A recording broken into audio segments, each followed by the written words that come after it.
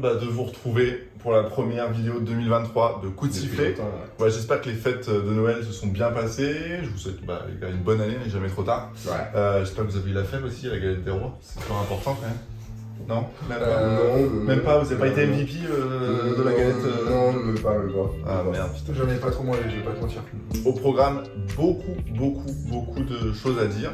Une année 2023 qui est déjà démarrée un peu sur les chapeaux de roue. Ouais. Un des plus gros sujets du mois de janvier, c'était l'Open d'Australie et la victoire du roi Djokovic qui a égalé Nadal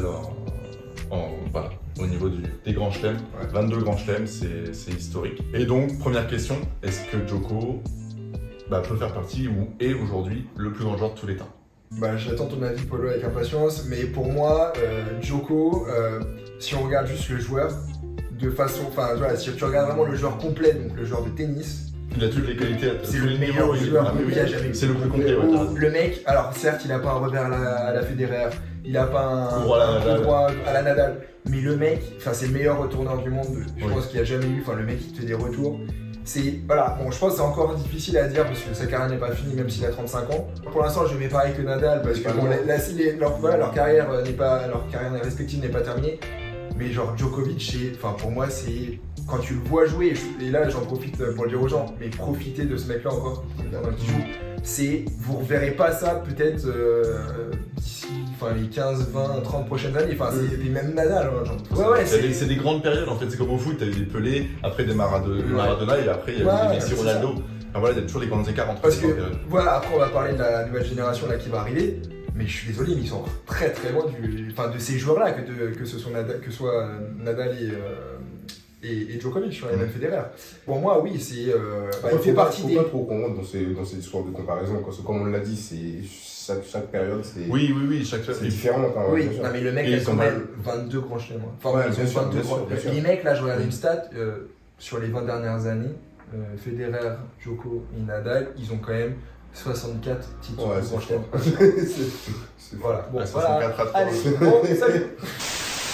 Nadal, pour moi, sa carrière, j'ai peur qu'elle soit un petit peu abîmée. On pourrait avoir des critiques concernant sa fin de carrière, un peu comme Ronaldo au foot. Federer, on pourrait le laisser un peu dans l'oubli, dans le sens où il reste encore Nadal, il reste encore Djoko, et puis au final, c'est pas lui qui a le record de grand chelem. Et d'un côté, Djoko, pour moi, il pourrait presque être dans l'ombre de Nadal et Federer, qui sont quand même les deux des plus grosses légendes du tennis. Les plus aimés. En fait, chacun, les deux plus aimés aussi, qui ont été toujours le nombre de duels interminable, incomparable entre les deux. Donc je sais pas, ils ont chacun pour moi des choses un peu différentes qui leur mettent un peu dans l'ombre.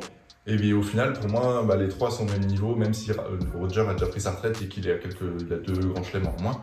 Pour moi, les trois sont au même niveau et c'est les 3 plus grandes légendes avec Borg et avec peut-être d'autres, Sampras, McEnroe, etc. Mais par rapport au numéro 1, mais après je pense que pas mal de monde mettrait Nadal quand même, numéro 1. C'est par sympathie. Et là, encore une fois, moi je vais te dire un truc. Beaucoup de gens aiment Nadal, mais j'ai l'impression que c'est un peu faussé avec le public français. Je vais te dire pourquoi, de par Roland Garros. Si tu as un même débat avec un Australien, je suis pas sûr qu'il va te dire la même chose. Je pense, Djoko, il peut dire Djoko fait des... Peut-être Djoko davantage. Parce que, je suis désolé, mais en France, chacun son c'est pas que j'aime pas Nadal, mais le mec, il t'a gagné 14 Roland Garros, je suis désolé, le public qui suit un peu moins le tennis, il va dire, Nadal, c'est le meilleur joueur du monde, tu vois. Et puis certains te disent, c'est le plus grand joueur de terre battue, il y en a plein qui disent ça. C'est le seul qui a 14 grands chelems sur terre battue. Ça, je pense que c'est la vie, je pense. Après, terre battue, c'est pour moi, c'est une des plus belles surfaces, une des plus compliquées. Bon, après, il y a Wimbledon aussi. Faut faire attention de qui le dit. Les Français, ils vont dire Federer aussi, c'est vrai que c'est un peu français. Et ils aiment pas trop Djokovic, donc voilà. On n'en a pas trop parlé pour l'instant, mais la nouvelle génération, c'est comme pour l'instant, à chaque fois qu'il y a un des 3 grands, maintenant plus qu'un des 2, c'est-à-dire Nadal ou Djoko, à côté c'est quand même un de la nouvelle génération, donc souvent c'est Medvedev, souvent c'est Tsitsipas, qui sont même forcément presque plus dans la nouvelle génération, parce qu'au final ça fait quand même 4 ou 5 ans qu'ils sont déjà là et ils n'arrivent pas à gagner face à des Djoko, des Nadal. Et donc, la nouvelle génération, là dans les tout jeunes, on a quand même Holger Rune, Auger-Aliassime, etc. Et Alcaraz, excusez-moi. Quand est-ce qu'ils vont s'imposer au final? Est-ce qu'on les a pas un peu trop vendus, etc. Ou est-ce que tout simplement Ou elles sont pas prêtes. les deux ils sont pas juste trop forts en fait. Et Oui. pour l'instant tant qu'ils seront pas sur le déclin parce que bon Nadal ok Ou est-ce qu'on n'est pas trop exigeant parce que tout à l'heure on l'a dit avec les joueurs qu'on Oui, on aimerait qu'ils soient comme Djoko et Nadal. Est-ce qu'on est peut-être pas C'est trop- parce que voilà enfin ouais les mecs en fait quand on disait voilà c'est des joueurs d'époque Nadal Djokovic c'est en fait je pense que c'est tout simplement ça. Je pense pas que Rune, Alcaraz ils font preuve de comment on dit d'infériorité là de complexe d'infériorité quand ils jouent face à eux. C'est juste que les autres mec, ils sont trop forts. Ouais, c'est le mental aussi. C'est ils ont non de mais l'expérience. évidemment là, et Djokovic et Nadal je pense que niveau mental les mecs Ah, mais c'est rien à incroyable. dire, Et c'est forcément, voilà, moi c'est je pense la nouvelle génération, le problème c'est que ok peut-être là ils vont je pense gagner un peu plus de grands chelems au fur et à mesure, mais je pense qu'ils vont devoir attendre que les mecs passent à la Mais oui, c'est ce que j'allais dire, ils gagneront que quand ils seront. Bah oui. Non, ils gagneront quand il restera plus que Djoko et que Nadal sera parti. Parce que Djoko pourra pas assumer les 4 grands chefs de tout toute seul, façon. ouais. Il va en gagner un, je pense, si tu passes, tu C'est vois. pour ça que je te dis, c'est sûr, mais je pense Mais- que c'est cette année Roland qui veut gagner. Moi je pense qu'il est encore trop immature. 24 ans, il a 24 ans quand même. Ouais, mais C'est pas jeune, honnêtement, enfin, je c'est pense jeune, que- mais c'est pas jeune comme la nouvelle Moi, ça génération. veut rien 18, dire 19, 20 qu'il ans. soit immature ou pas aussi. Hein. Si ça se trouve. Non, mais pour moi, il a pas la maturité suffisante pour mentalement se dire, imaginons, il affronte, je sais pas, Nadal, même si Nadal est diminué. Je pense que Nadal va gagner. Parce que Tsitsipas n'a pas le. Enfin, pour moi, n'a pas le truc suffisant. En fait, je pense que là, le Roland Garros va être hyper intéressant parce que c'est peut-être le premier depuis de nombreuses années qu'on va peut-être enfin Ouais, je- voir quelqu'un d'autre qu'un Djoko, un Nadal qui va gagner. Bah, pour moi, Nadal ne sera pas remis. Ouais, Il fera peut-être une demi ou une finale, mais il gagnera. Moi, je le vois pas gagner. Si, On en peut finale. lancer les paris, on se retrouve dans 4 mois. Alors, Fin mai. ok, je suis d'accord avec toi. Enfin, vas-y, je suis chaud à faire un pari. Si Nadal est en finale, il gagne la finale. Si le mec, je sais pas, il a plus mal au pied, il avait quoi, mal aux ischio, je sais plus quoi là pour l'Open d'Australie, je sais plus ce que son problème. Enfin, je crois qu'il y a un problème La de. cuisse. Ouais, ou la cuisse, je sais plus exactement. Je sais plus si c'est l'aile ou la cuisse. mais bon. Enfin, s'il est en finale, pour moi, je suis persuadé qu'il gagne parce que le mec, mentalement, il a un truc, quoi, genre sur le Philippe Chatrier où genre il est imbattable. Et s'il perd, bah c'est parce que genre il va rencontrer, je sais pas, Djoko en quart de finale. Et ce s'il qui est perd, aussi. c'est que c'est définitivement la fin de sa carrière. Physiquement, là, j'ai l'impression que oui, effectivement. Déjà, c'est la fin. Son corps le Mais lâche. ne pas gagner à Roland Garros cette année, pour moi, ça voudrait dire que c'est la fin de sa carrière, que c'est vraiment. Pas forcément cette saison-là, mais pour 2024, ça le sera. Enfin, malheureusement, j'espère pas pour lui, mais moi j'ai peur que Nadal il finisse à boiter genre à 40 ans, le mec. Hein. Enfin, genre dans peu de temps quoi. Oui, dans peu de Ou temps. qu'il finisse même en fauteuil roulant à 60 ans. Mais il y en a plein qui le disent, Bah, moi, parmi je des pense. spécialistes notamment. Parce que là, il y en le a plein mec qui il le disent. force sur son physique. Tu vois la tête de sa famille déjà qui lui disent d'abandonner le match ou lui il veut continuer parce que mentalement il est. Voilà. Après, il est amoureux, lui, il n'y a pas il- quelqu'un de il- plus ça, amoureux que bien sûr, lui il- qui il- s'est C'est bien, non mais voilà. Mais ce que je veux dire Donc, par là, c'est que là il est en train de mettre sa vie. Enfin, il va pas mourir, hein, mais je veux dire, il va mettre sa vie physique pour plus tard. Enfin, entre parenthèses, tu vois. Enfin, il va avoir de gros problèmes physiques. Après, il sait qu'il est en fin de carrière. En vrai, qu'est-ce qu'il a à perdre? Oui, je pense que mentalement, Qu'est-ce qu'il a à perdre? Maintenant, il va miser à tout sur Roland Garros. hein. Bah voilà, Ça, tu vois, Roland il Garros. a.